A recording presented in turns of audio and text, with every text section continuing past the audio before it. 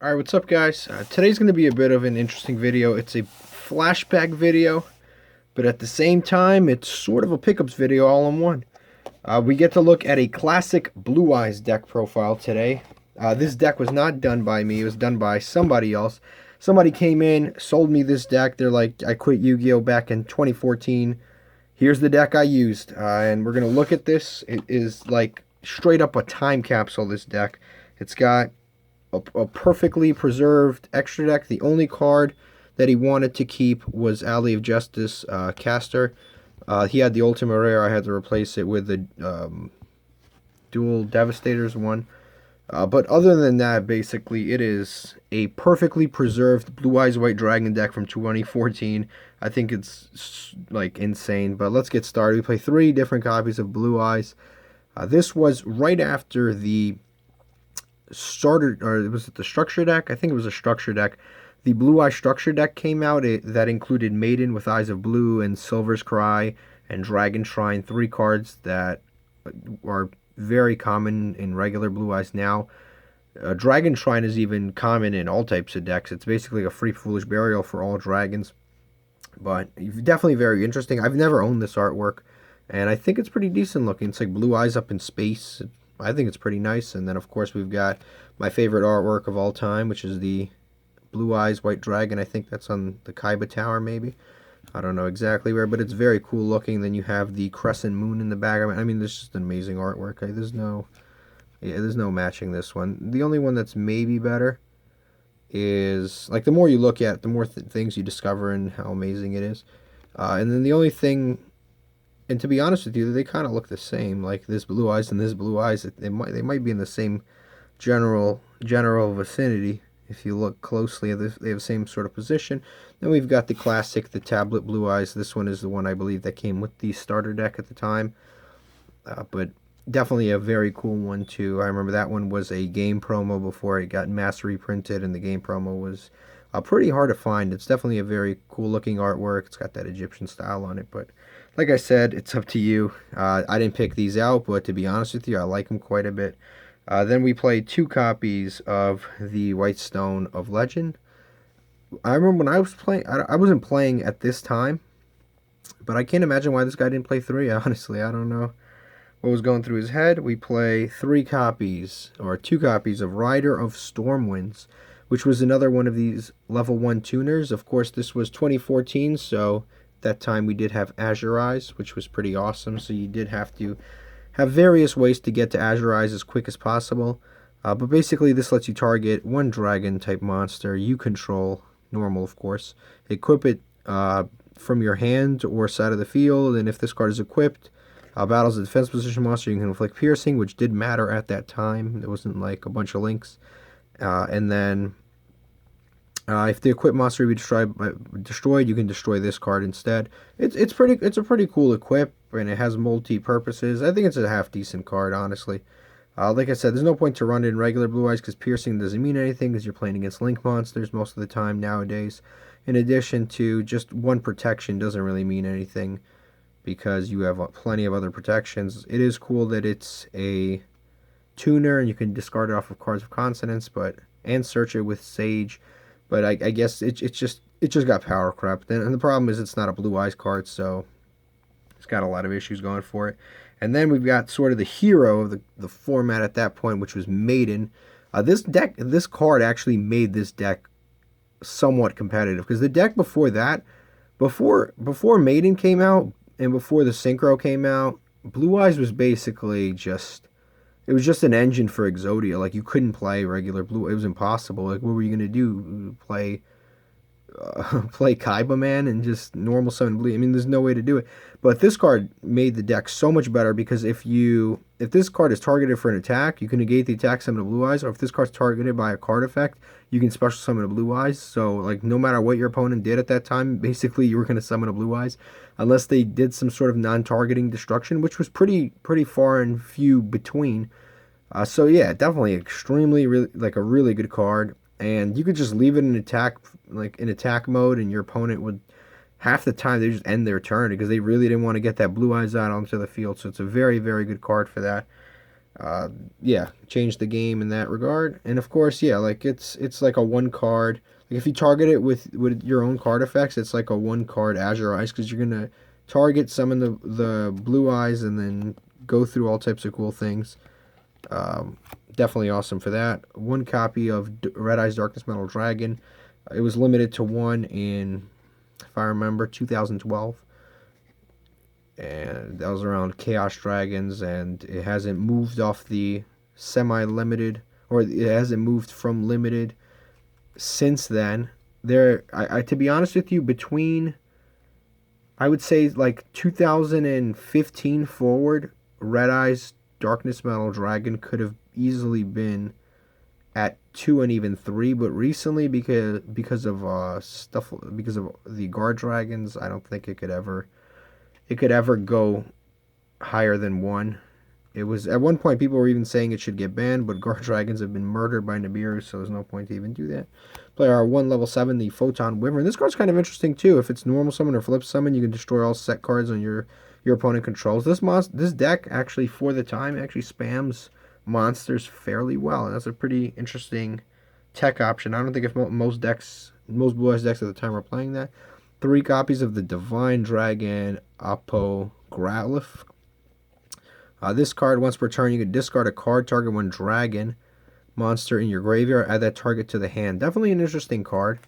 Again, it's like one of those cards where once you have it on the field, it's pretty good in theory, but like the issue is like getting it onto the field, because in most situations it's going to waste a normal summon. So I don't know if this would be too good for dragon decks today, but definitely an interesting effect. 2 copies of Shining Angel, because it gets you to a large variety of cards, including, and most importantly, your Maiden with Eyes of Blue. Got 3 copies of the Alexandrite Dragon, strongest light normal summon in the game probably at that time, from what I could remember. And it's a nice normal monster. Easily, you could just attack with it, go for game. Definitely a good monster. And we've got our spell cards. We play 3 copies of Silver Scryer. I'm sorry, I keep saying we, but it's really this guy. Like I said, this is a time capsule. You wouldn't play a lot of this stuff today. Silver Scryer is a very good card, but you're now playing 3 today. If anything, you're playing 1. Because you target a dragon monster that is normal in your graveyard, special summon it. No level requirement, but it is a hard once per turn. So, and it's a quick effect. So the card is definitely extremely good. But like I said, in modern Blue Eyes, it's just not searchable. But I personally have always liked the card, and the artwork is it's beautiful. It's graceful. It's amazing. 3 copies of Trade-In. Obviously, you're playing a decent amount of level 8s that are searchable. 2 enemy controllers, because at the time this card basically ruled the game. You can change a battle position, or you contribute a monster and then take a monster. And this card, of course, is incredibly good in Lair of Darkness.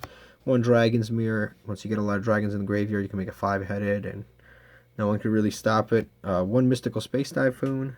We don't play 3. I don't know at the time if it was just limited or what's the deal, but I don't know. I don't know what he's thinking.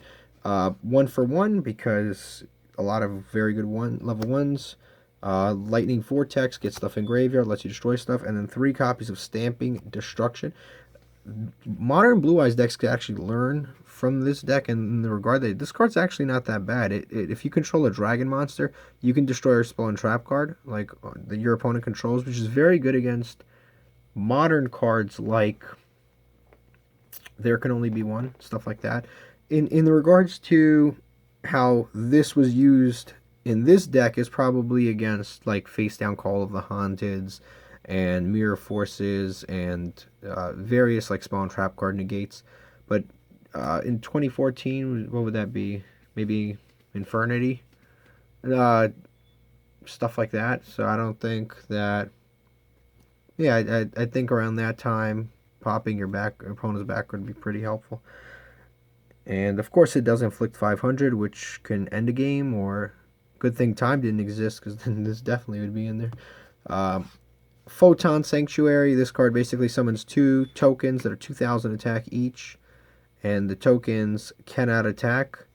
You can't use them for synchro material, but you can just straight up tribute them and summon a Luai. So very cool in that regard. And then you're locked into lights, but if you saw earlier, our entire deck is virtually all lights.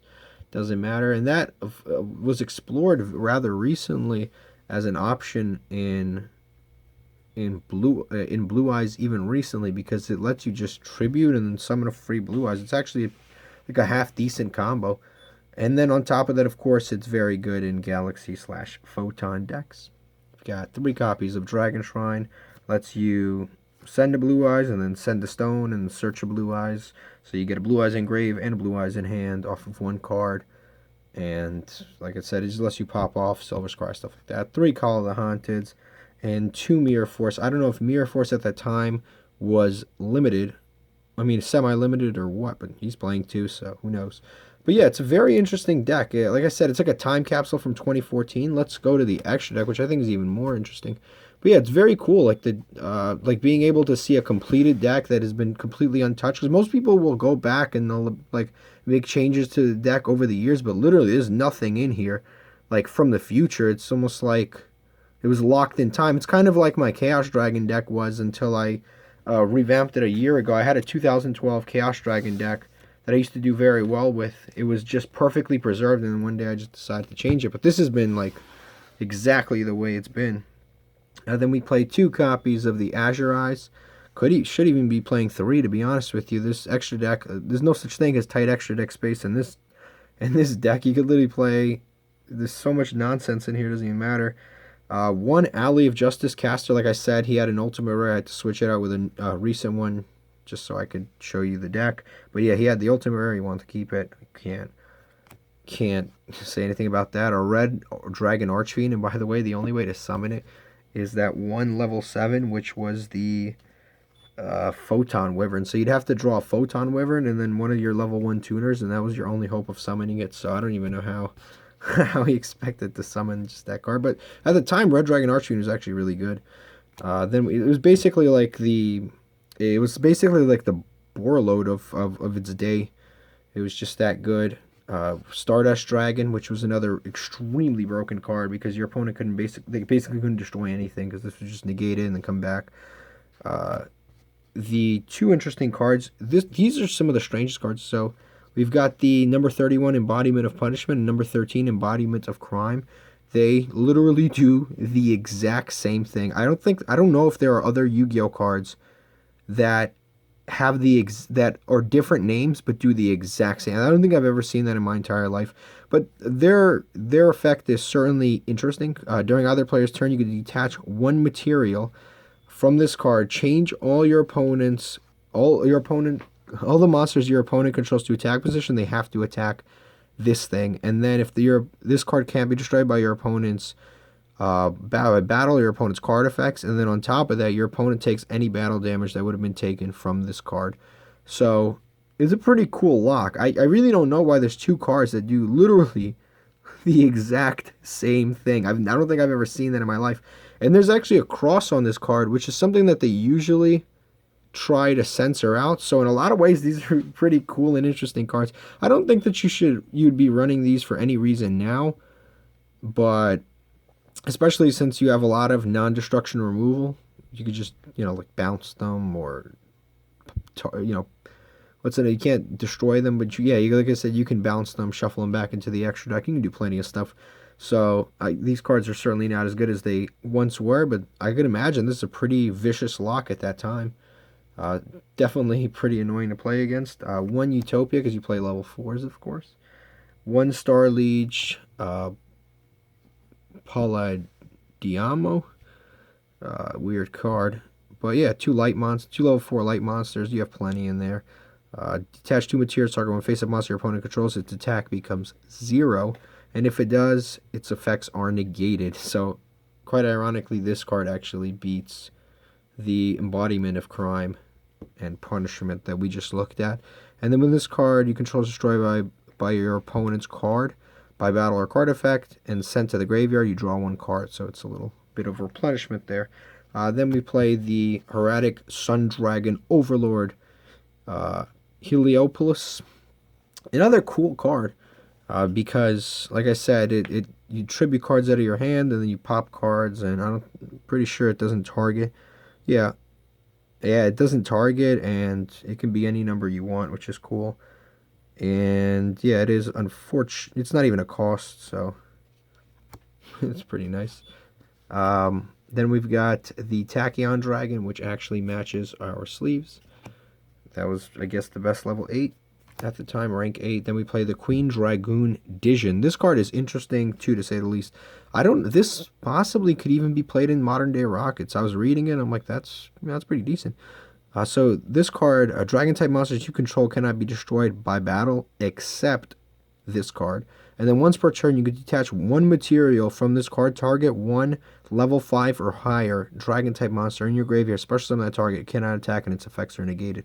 But what you can target, so why it's interesting in modern day Rockets, is because you can summon it off of 2 level 4s, which you have plenty of, and then you can summon an Apsarauta Dragon from your graveyard by detaching a material, and then you can link this and that away and then search with the Apsarauta Dragon and go into a link too, which is a pretty decent play, I gotta say. Definitely a very interesting card. I might explore that option. That's why I like looking at some of these older deck profiles. A lot of these cards get forgotten over the years in the shuffle, and people don't even bother to ever look them up or see them or even think about them ever again. So this is definitely a very interesting card. I might consider playing that in there. Then we've got the Thunder End Dragon. This is another sort of forgotten XYZ monsters. This was one of the first really good Blue Eyes XYZ targets, because at the time Blue Eyes just had like average, like it had basically all of these cards that I showed you, like cards that weren't amazing, but this card is like really good because once per turn you can detach a material from this card, destroy all other monsters on the field, which is insane because if you can get 2 level 8s onto the field, you can basically Raigeki your opponent, which, you know, I might consider playing this in a modern day Blue Eyes deck. It's really not a bad card at all. And it's a bunch of non-targeting destructions off of something that you can do very easily in your deck, which is summon 2 level 8s. And then you don't have to worry about playing through negates, because, like, it doesn't matter. Then we got the Blue Eyes Ultimate Dragon. I'm guessing this is from the Dragon Shrine. But it's probably very difficult to summon, because to get 3 Blue Eyes in the graveyard and then banish them off a Dragon Shrine, I don't even know if that would be worth it. You'd probably lose. And then the 2 5-headed dragons. Definitely very interesting, and that would be most of it. But the other compartment of this deck box, like I said, this is like a partial pickup video too. Might as well just show you what else was in there. But we've got, oh, it's a little too close. We gotta raise this a bit. But we've got a whole stack of, I guess, like extra options for the deck. There's more Photon Wyverns, maybe intended to play more. Kaiser Seahorse. Kaiba, man, one of my favorites. But yeah, it's got like a bunch of Solar Ray, burn your opponent to death, Windstorm of Ekuta. This stuff was nuts, but this is more of his like modern stuff, but this is more of the like classic stuff right here. Yeah, Karibo, Burst Stream of Destruction, Dispel. I don't know what he was thinking with that. And then, yeah, like I said, this is more of the older stuff. This, again, doesn't count. Some of the like newer stuff got mixed in, but for the most part, it's a pretty classic build. The Photon, Butterfly there, Exchange, Salamandra, Kagamucha Knight, another Maiden. We've got the Tin Dark Magician, starter deck Dark Magician, Summon Skull from the Tin, Beast of Tall War, Red Eyes, the best looking artwork for the Red Eyes, the anniversary one, Jinzo, Dark Magician Girl, Blue Eye Shining, Wicked Eraser, Compulsory Evacuation Device, and Skull Dice. But yeah, those were some of the like extra cards. Like I said, these don't count. These were some of his newest cards. He had like proxies. But definitely a very interesting deck. Hope you enjoyed this video. It's kind of like a look back at an older format. Like I said, drop a like if you enjoyed it.